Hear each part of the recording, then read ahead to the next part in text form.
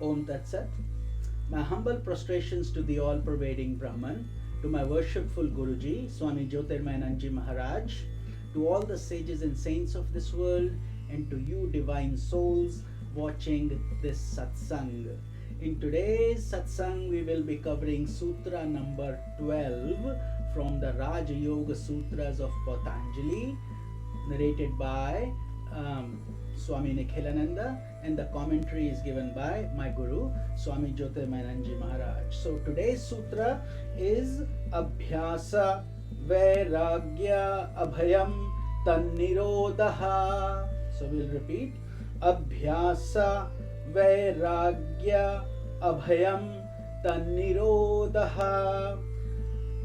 So Abhyasa Vairagyam Abhayam means by repeated practice and dispassion. Abhyasa is practice, Vairagya is dispassion. So Tad Nirodha means you control it, meaning these vrittis are controlled by practice and dispassion. So just like Vairagya, which we talked about in the previous sutra, is dispassion. And how do you get that? By constant practice. So in order to control these vrittis or thought waves of the mind, there are two effective methods. One is abhyasa, which is repeated practice. Repetition is the mother of skill. Any instrument you learn, swimming, education, anything you have ever done and you have gotten good at is because you have repeated it many times. And vairagya is dispassion, which means that we have to start getting attached to the mysteries of inner life and not so attached to the world. So when we start getting detached from the world process, which is more like a mirage, then we make fast progress, because A, we are practicing, and B, we also have dispassion. So this chitta, which we call the mind stuff, is compared to a river which is flowing in two directions. So one is going to take you towards the world process, and the other one is going to take you towards liberation. So therefore it becomes very important which side of the river are you going to pick.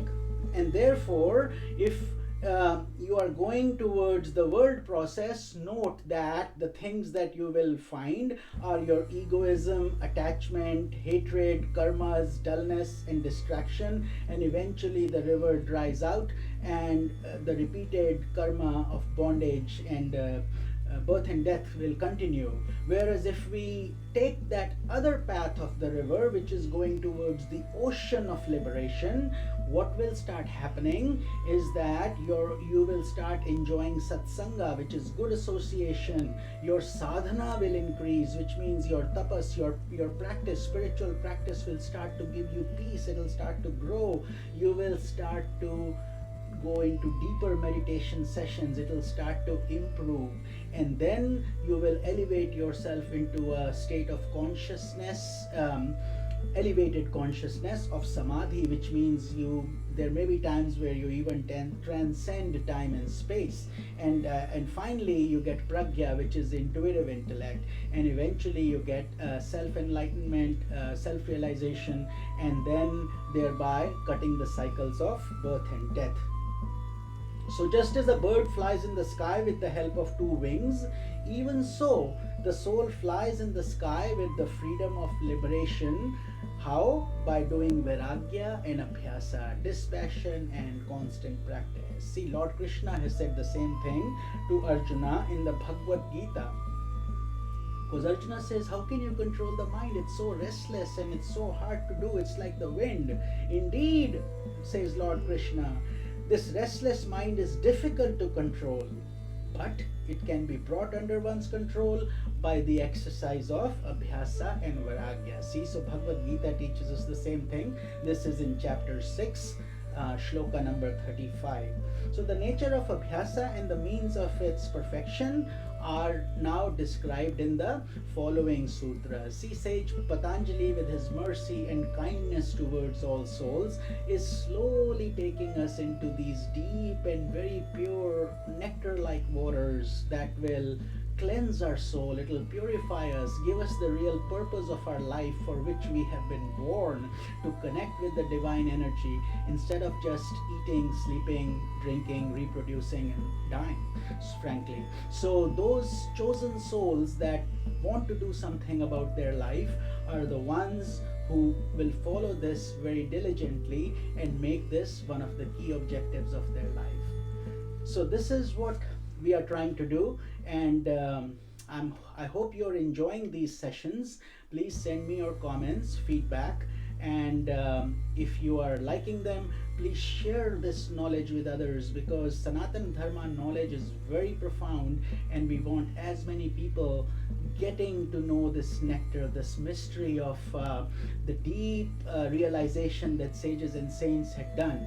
And now we are uncovering these beautiful mysteries, especially in this Kali Yuga, where there is so much stress, there is so much tension, people don't have peace, people are frustrated, the divorce rates are increasing, suicide is growing. So all these things, depression, if people meditate properly and if they understand the real purpose of their life, they will be holistic. Plus, they don't have to spend so much money. I'm giving this service as a selfless service to humanity, just like my guru did to me.